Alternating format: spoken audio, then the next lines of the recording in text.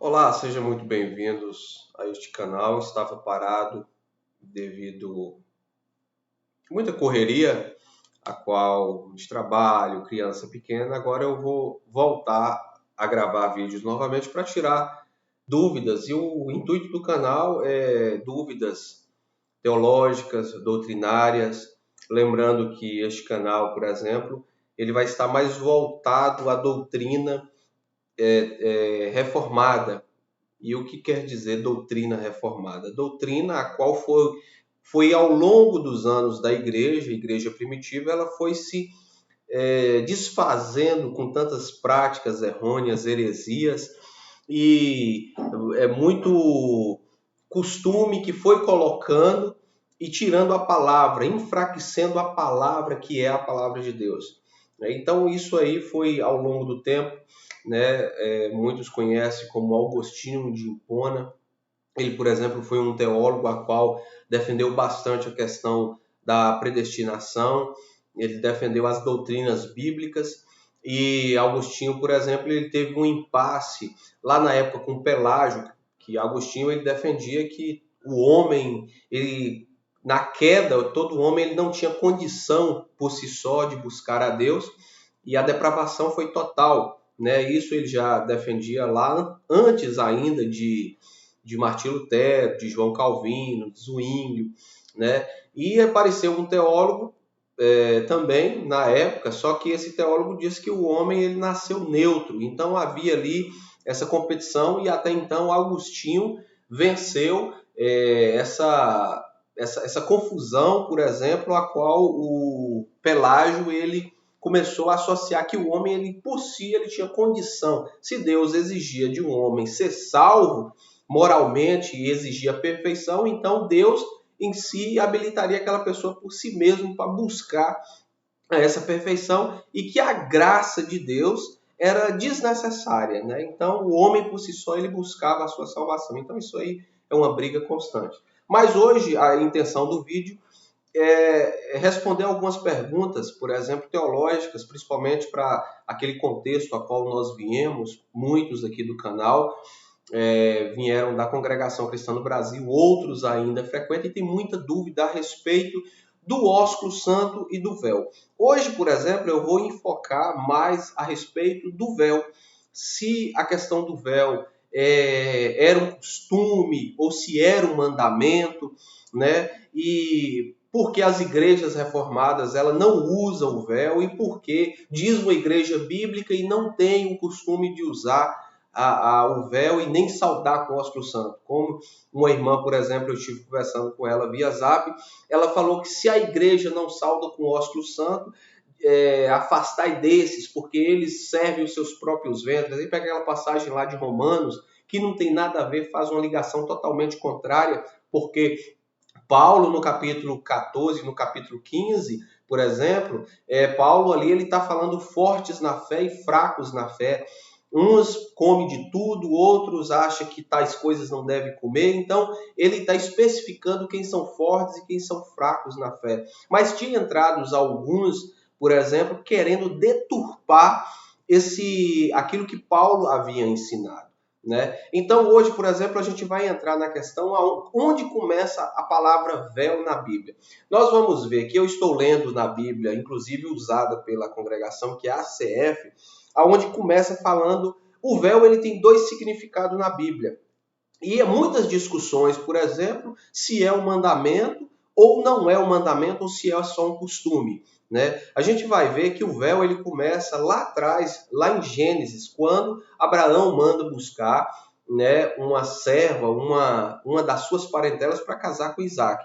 E quando Rebeca vê o seu senhor, né, que Isaac saiu para orar, e de repente quando ela avista, ela pergunta quem é aquele, né? Aqui, por exemplo, nós vamos estar vendo isso aqui no versículo Gênesis 24, vocês podem abrir as vossas Bíblias, Gênesis 24, no versículo 65, fala especificamente do véu. Mas anteriormente, Rebeca, por exemplo, diz assim: Isaac saíra a orar no campo sobre a tarde, e levantou os seus olhos e olhou, e eis que os camelos vinham Rebeca também levantou seus olhos e viu a Isaque e lançou-se do camelo.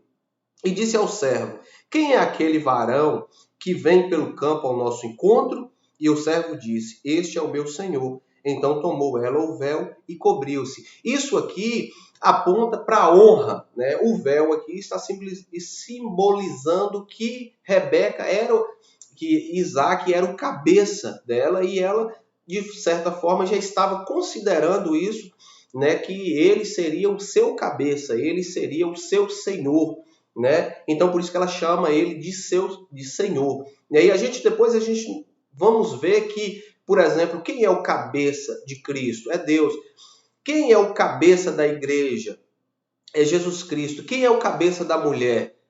É o homem. Então a gente vai notar que quando a gente vai lá para Coríntios, por exemplo, tem essa descrição. Mas a gente vê isso aqui que agora é o sinal de honra, né? De honrar o cabeça. Então, por isso que o véu era usado para honrar o cabeça. Mas também tem uma parte em Gênesis também, que a gente vai ver em Gênesis, por exemplo, Gênesis 30 e... Gênesis 38, onde fala de Judá e Tamar, né?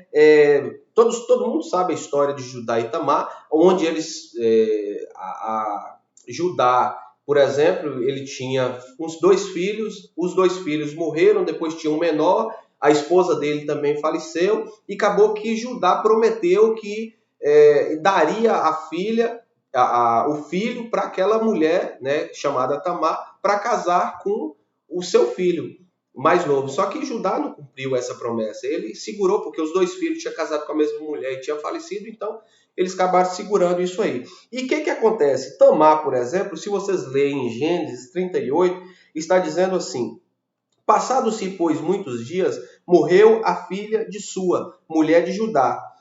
E depois se consolou Judá e subiu aos tosqueadores as suas ovelhas em Tina. Ele e Irá, seu amigo, o Dulamita.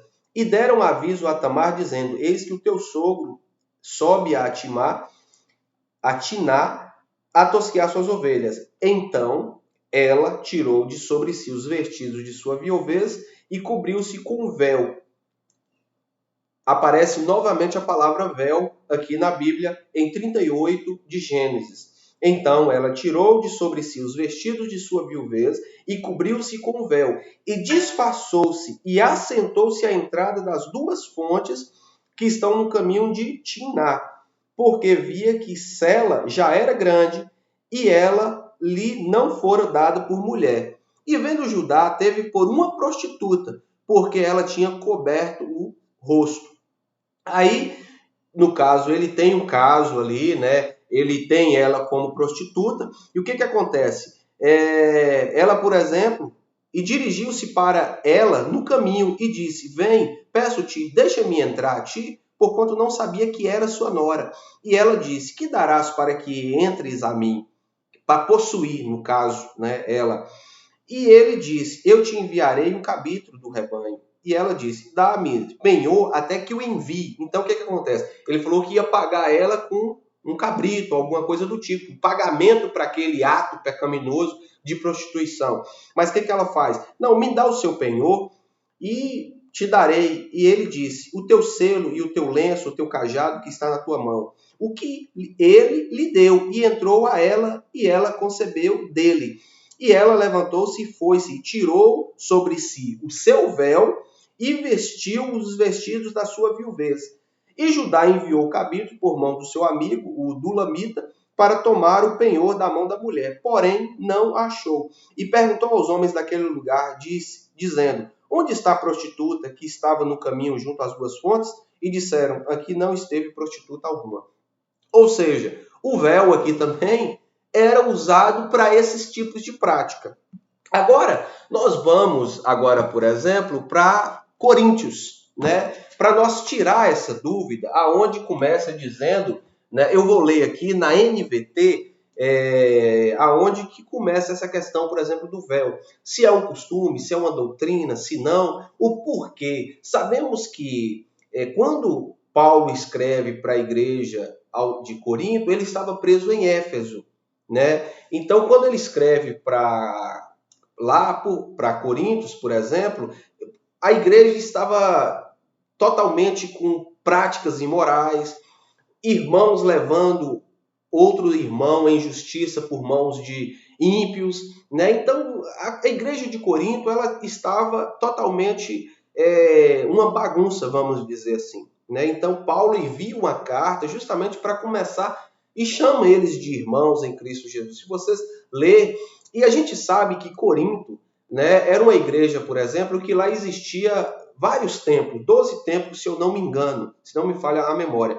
Mas tinha lá também uma deusa chamada Afrodite.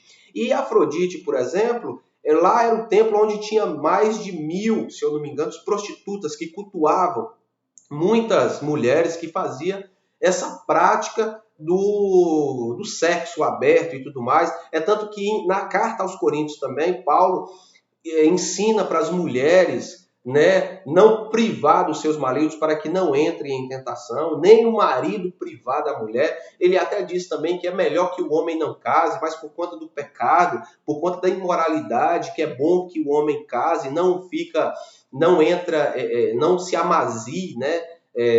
Às vezes a gente conhece aqui no Brasil como amaziar. Melhor que o homem não case, mas para que não se abrase, melhor que se case, né? Então, por exemplo, quando chega no capítulo 11, Paulo, por exemplo, ele escreve dizendo o seguinte, sobre a adoração no culto.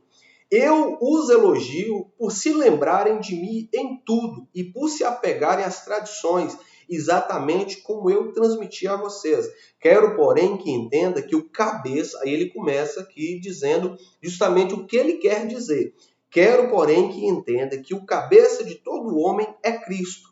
E o cabeça da mulher é o homem. E o cabeça de Cristo é Deus. Todo homem que ora ou profetiza com a cabeça descoberta, desonra a sua cabeça. Só que quem é a cabeça do homem aqui? É Cristo. Então desonra a Cristo, desonra a Deus. Então vocês notem que o cabeça de Cristo é Deus. E o cabeça da igreja é Cristo. Então nós temos uma cabeça, e essa cabeça é Cristo. Lá em Efésios também, por exemplo, ele escreve e dá essa direção. Quem é o cabeça da igreja? Quando vocês lá em 4 de Efésios, quem é o cabeça da igreja? Não é Cristo? E nós somos os membros? Então aqui, na ordem, né, ele começa dizendo quem é o cabeça. Então ele começa a dar justamente esse ensejo para quando chegar no capítulo ele dizer se é um costume ou se é uma prática daquela igreja especificamente, né? Então, ele diz aqui no 5, e toda mulher que ora ou profetiza com a cabeça descoberta, desonra a sua cabeça. Quem é o cabeça da mulher? Desonra o seu marido. É como se tivesse rapada. Mas se a mulher não cobre a cabeça, deve também cortar o cabelo. Se, porém, é vergonhoso, né, para a mulher ter o cabelo cortado ou rapado, ela deve cobrir a cabeça. E agora a cabeça literal, tá? Que fala deve cobrir a cabeça. E por que ele está dizendo dessa prática? Justamente para a igreja. Vamos ser enfáticos aqui para não cometer nenhum tipo de, vamos dizer, de interpretação equivocada. Porque o que é doutrina? Doutrina é aquilo que se repete na Bíblia. E a gente só vai ver essa carta sendo endereçada só a Corinto. A gente não vê mais a carta sendo escrita a outra igreja. Ele estava preso em Éfeso. Você não vê nada a respeito disso, de mulher cobrir com a cabeça. O Ósculo Santo, por exemplo, ele só escreve aos romanos, né? E não tem outra passagem onde fala. Então isso era um costume da época, e a gente vai ver isso aqui. Se a mulher não cobre a cabeça, deve também cortar o cabelo. Se, porém, é vergonhoso para a mulher ter o cabelo cortado ou rapado, ela deve cobrir a cabeça. O homem não deve cobrir a cabeça, visto que ele é a imagem e glória de Deus. Mas a glória do homem é a mulher, né? Além disso, o homem não foi criado por causa da mulher, mas a mulher por causa do homem. Por essa razão, e por causa dos anjos, a mulher deve ter sobre a cabeça um sinal de autoridade. Ou seja, aqui quando fala sinal de poderio, está falando sobre a autoridade que é Cristo. E quem é a autoridade da mulher? Mas a autoridade dos ambos é Cristo, é a cabeça, é o próprio Criador. Por isso, quando fala autoridade, sinal de poderio dos anjos, está referindo à autoridade, né? Agora nós vamos aqui para o 11. No Senhor, todavia, a mulher não é independente do homem, nem o homem independente da mulher. Pois assim como a mulher proveio do homem, também o homem nasce da mulher. Mas tudo provém de Deus. Aí começa, no 13. Julgai entre vocês mesmos. É apropriado a mulher orar a Deus com a cabeça descoberta? É uma pergunta. A própria natureza das coisas não lhe ensina que é desonra para o homem ter cabelo comprido? E que o cabelo comprido é a glória para a mulher, pois o cabelo comprido foi-lhe dado como manto. Mas se alguém quiser fazer polêmica a esse respeito, nós não temos esse costume, nem as igrejas de Deus. Ou seja, costume de ter ou de não ter. Automaticamente, Paulo aqui ele não dá um mandamento. Ele diz que é um costume daquela igreja local. Né? E por conta que lá naquela época, por exemplo, se a gente for ver, né, os cultos, por exemplo, os homens seria o costume comum dos homens usar cabelos curtos e as mulheres cabelos compridos. Né? A observação, sobretudo, está no 13 ao 16, no costume vigente da igreja. Né? Então, o que acontece? Eles perguntam justamente, é decente? Né? Mas nós, a igreja de Deus, não tem esse tal costume.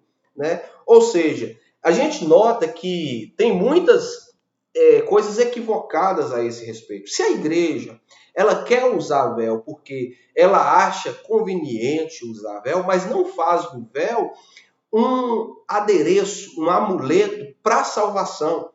Né? Por exemplo, tem irmã que só ora se estiver com a cabeça coberta.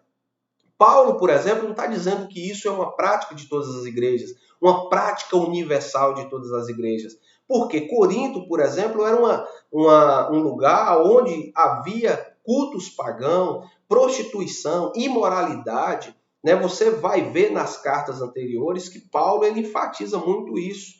Né? Então, o que acontece? Quando fala a esse respeito, ele diz, né, que rapar o cabelo da mulher é equiparado ao corte de cabelo curto, né, presumidamente idêntico ao corte do cabelo de homem. Parece que Paulo se opunha à tendência de eliminar a distinção entre os sexos. Né? Essa controvérsia mostra possivelmente a perspectiva de vida de alguns coríntios que se considerava tão avançado na fé que passaram a abandonar suas tradições. Por isso que ele fala inicialmente, né, no versículo 11, de fato, eu vos louvo, porque em tudo lembrais de mim e retende as tradições, assim como Cristo, cabeça do homem, assim, ele fala aqui no 2, né, as tradições assim como vos entreguei. Né? E aqui, por exemplo, no versículo 9, parece que havia uma controvérsia ali entre os coríntios. Né? Um estava tão avançado que parece abandonar suas antigas tradições. Por causa dos anjos, foram sugeridas muitas interpretações para esta passagem, sendo que a mais comum considera que Paulo se refere a seres celestiais, que cuidava da igreja, ou mensageiro de outras igrejas, como os apóstolos, né? Como lá em Apocalipse fala, escreve ao anjo que está na igreja de Éfeso, escreve na igreja de Esmirna, de Pérgamo, né? Então isso aí é justamente a questão de autoridade. Né? Então o que acontece? No versículo 11 e 12, esses versículos parecem qualificar os comentários anteriores, a qual o relacionamento no Senhor, homens e mulheres são simultaneamente dependentes, pois são um em Cristo. Né? Então, irmãos, o que acontece? No versículo 15, ele coloca que o cabelo foi dado em lugar de mantilha. Algumas tradições traz como mantilha. E se fosse o caso, Paulo pode estar dizendo que, tendo em vista que o cabelo comprido da mulher lhe serve de cobertura natural, e é apropriado que ela use uma cobertura externa ao véu, ou véu. Contudo, os argumentos que Paulo quis dizer em lugar de mantilha, apoia-lhe que ele não se refere ao uso do véu, mas algum estilo de penteado. Isso, algumas bíblias de estudo, por exemplo, são passagens de difíceis interpretações, porque não tem como, por exemplo, basear em outras passagens. Eu li, lá em Gênesis está falando de véu. A gente só vai ver falando de véu agora 11 aos Coríntios. Né? E muitos dos nossos irmãos, por exemplo, eles acham que deve, que isso é o correto, tem que usar. As igrejas que não usam, elas são seitas e tudo mais. Irmãos, nós temos que entender o seguinte, se você quiser usar o véu, que você entendeu dessa forma, que use, mas não julgue as outras igrejas que não têm esse costume de usar, né? E muitas das vezes a gente pode, às vezes, por exemplo, para defender essa ideia ou para apontar essa ideia, falar por conta da prostituição, da época, das mulheres e tudo mais, mas geralmente ele está colocando uma hierarquia: Deus, Cristo, homem e mulher. Tá certo? Então o que é que acontece? Se caso você queira fazer esse uso, que use normalmente. Eu estou em uma igreja hoje que não faz o uso do véu. Mas, até então, eu, por exemplo, entendo que o véu, por exemplo, ele foi dado para aquela época, para aquela ocasião, simplesmente para aquela igreja.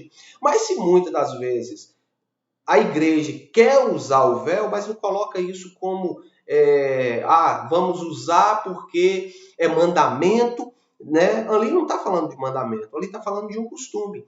A mesma coisa o ósculo santo. O ósculo santo, por exemplo, era o beijo. Algumas tradições estavam como beijo santo. E por que santo? Porque os homens poderiam beijar mulheres normalmente, mulheres poderiam beijar senhores, rapazes e tudo mais, porque é um ósculo santo de afeição, justamente oriundo daquela região onde eles moravam. Entendeu, irmãos? Então, muitos acham, é mandamento ou é um costume? A Bíblia nos diz que é um costume. E por isso que Paulo, por exemplo, ele fala as tradições. Isso era a tradição oral, a qual Paulo já tinha ensinado àquela igreja de Corinto.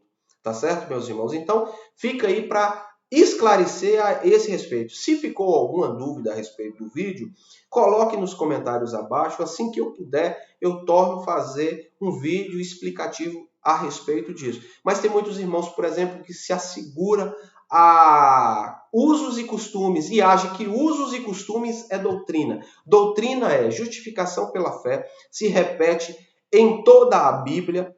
Fala que Abraão foi justificado pela fé porque ele creu em Jesus Cristo, está lá em Gênesis, né?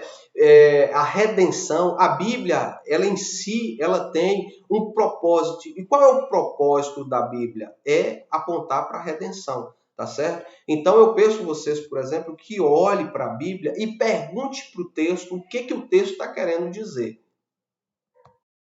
Então, irmãos, fica aí, né, esse vídeo.